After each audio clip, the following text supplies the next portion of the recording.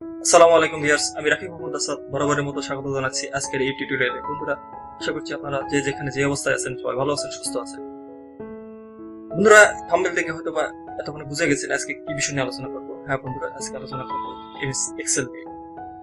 অনেকেই আমাকে কাছে অনুরোধ করেছে একটা বিষয় ভিডিও বানানোর জন্য, সেই বিষয়টি নিয়ে ভিডিও বানাবো। সেই বিষয়টি হলো এমএস এক্সেলে কিভাবে 12 ডিজিট অথবা তার অধিক ডিজিট টাইপ করবেন, সেই বিষয়টি নিয়ে আলোচনা করবো। ভিডিও শেষ পর্যন্ত থাকবেন আশা করছি। আর ভিডিওটি ভালো লেগে থাকলে অবশ্যই লাইক করুন, শেয়ার করুন, আর আমার চ্যানেলটিকে অবশ্যই সাবস্ক্রাইব করুন। যদি করে থাকেন অসংখ্য ধন্যবাদ, যদি না করেন সবাইকে স্বাগত জানাচ্ছি। বেশি কথা বাড়াবো না, চলে যাবো ভিডিওতে।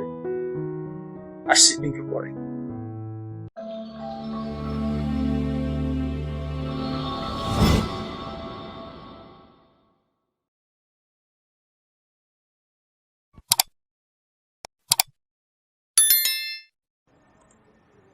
শুরুতেই একটা এমএস এক্সেল শিট আমরা তৈরি করে নেব। একটা এক্সেল শিট আগে তৈরি করেছি, সেটি ওপেন করলাম। ওপেন করে এখানে আমি 12 ডিজিট বা তার অধিক ডিজিট টাইপ করব। টাইপ করার পরে আমরা দেখতেছেন যে লেখাগুলো এরকম ভাবে এসছে। এটা আসলে ফর্মুলা জনিত কারণে আসে। তো আমরা প্রত্যেকটাতে আমি 10 জনের লিস্ট করেছি, প্রত্যেকটাতে আমি লিখে নেব আগে। তারপরে এটা কিভাবে সলিউশন করা যায় সেটা আলোচনা করব। সেই বিষয়টা আলোচনা করব 5টি স্টেপে, অর্থাৎ 5টি পদ্ধতিতে এটা করা যায়। সেই বিষয় 5টি আপনাদের সামনে আমি তুলে ধরব।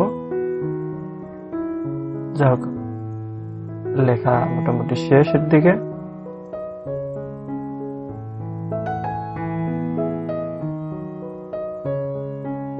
ইয়েস, ডান। এখন আমরা যে কাজটা করব সেটা হলো যে আমি যে সেলটাকে আমি কনভার্ট করব সেই সেলটাকে ধরবো, অথবা যতগুলো সেল আমার দরকার প্রত্যেকগুলো আমি সিলেক্ট করব।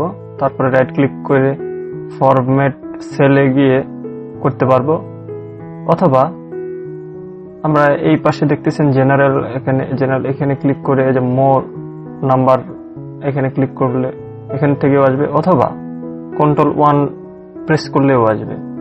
যে কোনো পদ্ধতিতে আপনারা করতে পারেন, সমস্যা নেই। তারপর জেনারেলের পরে নাম্বারে আমরা ক্লিক করব।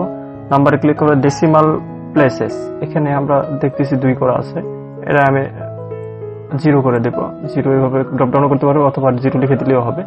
তারপর দেখি যে বন্ধুরা হয়ে গেছে, প্রথম স্টেপটা হয়ে গেল। প্রথম স্টেপটা খুব সহজ। যাই হোক, আমরা পরবর্তী ধাপে যাব। দ্বিতীয় স্টেজে আমরা যেটা করব সেটা হলো আবারও সেম ভাবে নাম্বার ফরম্যাটসে যাব। তারপরে আমরা টেক্সটে ক্লিক করব। টেক্সটে ক্লিক করার পর ওকে করব। ওকে করার পর বন্ধুরা এরকম দেখাচ্ছে। তো যখন এরকম দেখাবে তখন অনেকে মনে করতে হয়নি, আসলে ব্যাপারটা তা না, হয়ে গেছে। কিন্তু এই বিষয়টা, এটাকে আমরা পুনরায় টাইপ করতে হবে। পুনরায় আপনার 12 ডিজিট বা তার যত ডিজিট আপনাদের দরকার টাইপ করে নেবেন, দেখবেন যে আর ওই রকম আসবে না, প্লাস দিয়ে আসবে না।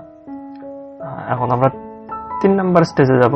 3 নাম্বার স্টেজে সেম পদ্ধতিতে আপনারা যাবেন, ফরম্যাট সেল, তারপরে দেন কাস্টমে জেনারেল আছে এই পাশে, জেনারেলটাকে আপনি 0-তে ক্লিক করবেন, করে ওকে করবেন, দেখবেন যে হয়ে গেছে।